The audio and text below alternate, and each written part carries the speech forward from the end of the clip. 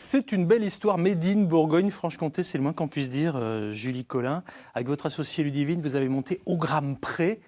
Au gramme près, ça veut dire ce que ça veut dire. Mais voilà, dites-nous pourquoi au gramme près. Alors, au gramme près, parce que on a créé une épicerie de produits alimentaires et non alimentaires, d'hygiène, d'entretien, cosmétique. Le tout en vrac. Donc, l'idée, c'est vraiment de venir avec ses propres contenants, prendre les quantités que l'on souhaite, des produits que l'on souhaite, pour éviter le gaspillage, pour arrêter d'avoir trop de stock dans ces placards qu'on oublie, et pour mieux aussi gérer son budget toutes les semaines. Dites-moi, Mister Univers handisport, Julien, vous achetez en vrac de temps en temps? Oui, oui, oui, ben, tout ce qui est fruits à coque, graines, surtout, oui. Ouais, on reviendra sur votre alimentation tout à l'heure, parce que pour être comme vous êtes, j'imagine qu'il doit y avoir une alimentation hyper une certaine différente discipline. peut-être. On va découvrir ça. Et vous, Estelle, les achats en Oui, moi vrac? je en prends beaucoup, tout ce qui est vrac. Mais maintenant, j'irai chez Julie. Mhm. Vous, c'est né en 2018, votre idée d'ouvrir cette épicerie. Encore une fois, on s'est servi de votre exemple parce qu'il y en a de plus en plus en Bourgogne-Franche-Comté. On avait décidé d'en parler. Oui, ben nous, on est dans les premières à avoir ouvert, c'était en juillet 2018, mais c'est vrai que ça fleurit un petit peu partout et en France en général. Et bon, je pense qu'il y a besoin d'avoir plein de petites épiceries comme ça qui fleurissent un peu partout. Ouais, alors le vrac, c'est bon pour le porte-monnaie et pour la planète, on va le découvrir. Pour les sceptiques, voilà de quoi vous convaincre en images. Tous ces emballages, quel gâchis! Si tu veux moins polluer, achète en vrac. Le vrac emballe de plus en plus les consommateurs. En 2019, 53% des Français ont acheté en vrac au cours des 12 derniers mois. La première raison invoquée est la possibilité d'avoir la quantité voulue, 54%, et ensuite d'utiliser moins d'emballage, 53%. Mais si acheter en vrac séduit davantage, la part du vrac dans le marché de la grande consommation reste négligeable, puisqu'elle ne représente que 0,75%. Et pourtant, acheter en vrac a beaucoup d'avantages. Cela permet de limiter le suremballage, notamment plastique, le plus polluant. Pensez-y, chaque année sur les 30 millions de tonnes de déchets plastiques produits en Europe, seulement 17% sont recyclés. Le vrac, c'est donc moins de pollution.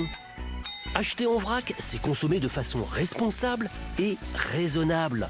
On n'achète que la quantité dont on a besoin.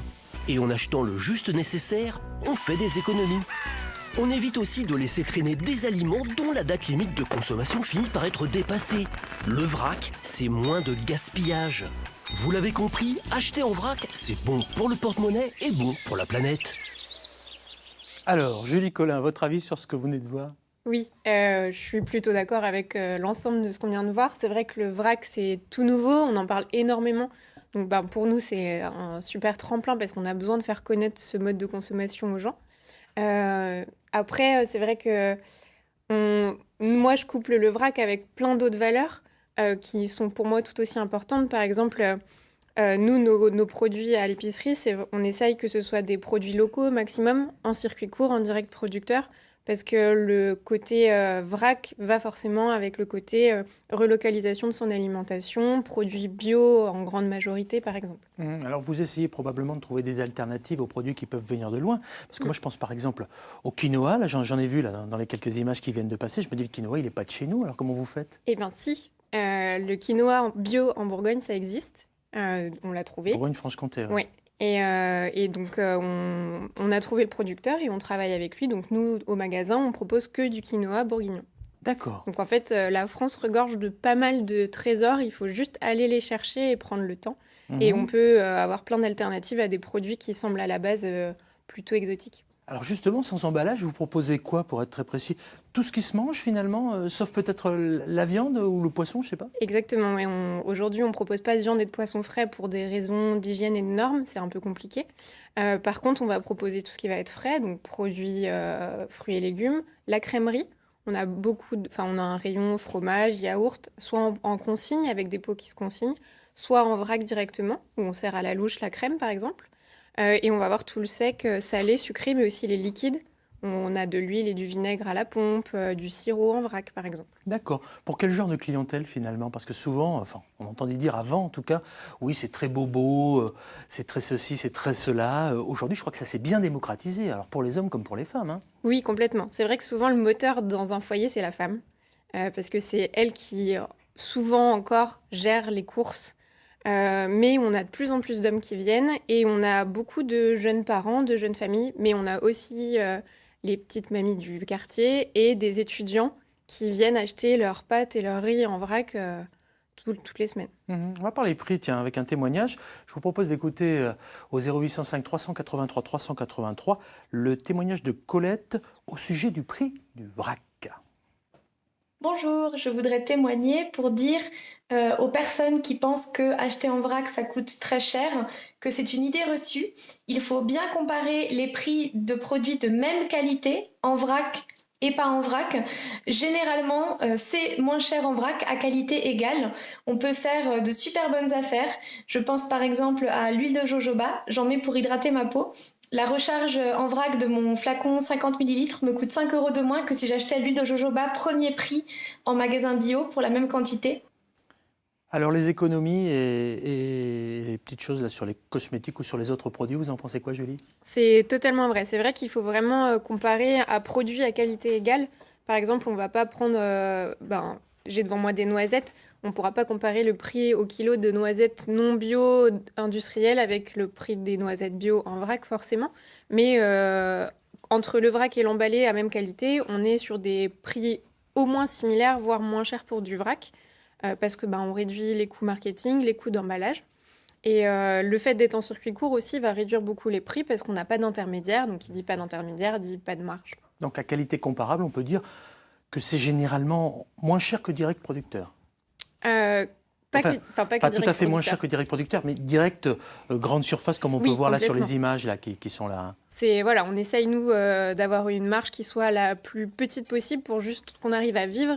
Et ensuite, on essaye d'être dans des prix très raisonnables pour la qualité de produit qu'on a. Julie Collin, qu'est-ce qu'on vous demande le plus aujourd'hui sur les achats en vrac au travers de votre exemple qui, encore une fois, peut refléter la Bourgogne-Franche-Comté? C'est vrai que les produits frais sont vraiment un moteur. Le fait d'avoir des produits, par exemple du fromage blanc en vrac, du lait en bouteille consignée, c'est vraiment une grande demande des gens parce que c'est assez difficile à trouver encore aujourd'hui. On a ensuite beaucoup des choses un peu originales, notamment les cosmétiques solides et les produits d'entretien en vrac. C'est pareil, c'est quelque chose qu'on ne trouve pas partout et donc c'est une réelle demande des gens parce que c'est une grosse source de génération de plastique jeté encore aujourd'hui. Ça veut dire, dans le cas, par exemple, des choses liquides, que nous devons arriver avec les contenants, on doit arriver avec nos propres bouteilles, nos propres flacons, comme on le voit là, par exemple, nos bocaux, c'est ça? Alors on peut venir avec ces anciennes bouteilles, il faut juste bien respecter le fait que, par exemple, pour de la lessive, il faut que vous veniez avec votre ancien bidon de lessive bien propre. Après, nous, on a aussi de quoi vous équiper en magasin sur du neuf que vous pourrez bien sûr réutiliser à chaque fois. Allez, 0805 383 383. Je vous propose d'écouter la question de Johnny, s'il vous plaît. Johnny, allez-y. Soucieux du bien-être et de l'environnement, j'avais une question pour vous.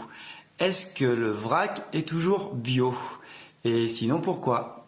J'attends votre réponse. Merci. Merci Johnny, c'est rapide, c'est court, c'est précis, au 0805 383 383. Est-ce que le vrac, c'est 100% bio, Julie? Alors, pas forcément, ça dépend vraiment du gérant du magasin de vrac. Nous, on est indépendants, donc c'est nous qui avons choisi tous nos fournisseurs. Et bien sûr, on va privilégier le bio.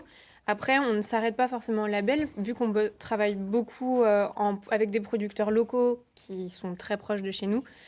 S'ils n'ont pas le label, mais qu'on a pu voir par nous-mêmes leur méthode de fabrication, leur méthode de culture, et qu'on sait que c'est très bien fait, on ne va pas les interdire leurs références dans notre magasin. Mais c'est vrai que pour moi, consommer en vrac veut dire consommer des produits sains et le plus naturel et respectueux de l'environnement possible.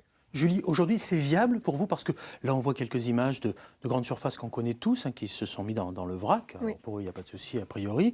Mais pour des petites épiceries comme vous et pour les quelques-unes qui sont parsemées un peu partout en Bourgogne-Franche-Comté, est-ce que vous en vivez concrètement aujourd'hui? Eh bien, concrètement, oui. Nous, on en vit. Au tout départ, on était 2. Maintenant, on est 4 personnes à temps plein, plus un contrat en temps partiel. Et ça fait qu'1 an et demi qu'on est ouvert, c'était totalement inespéré, mais c'est vraiment génial. Eh ben, c'est super, moi, je suis très fier et très content pour vous. En tout cas, vous m'arrêtez si je me trompe, le vrac favorise la vente et la consommation durable. Et acheter en vrac, on l'a compris, permet la réduction des déchets d'emballage jetables et aussi le gaspillage alimentaire. On n'en a pas beaucoup parlé, même si on l'a vu dans le reportage.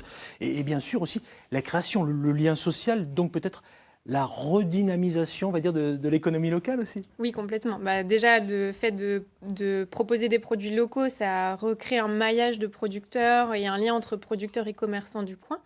Mais c'est aussi un réseau local de clients, parce que nos clients sont beaucoup des gens du quartier et des gens qui ont les mêmes valeurs.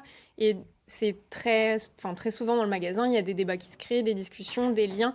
Et ça, c'est génial.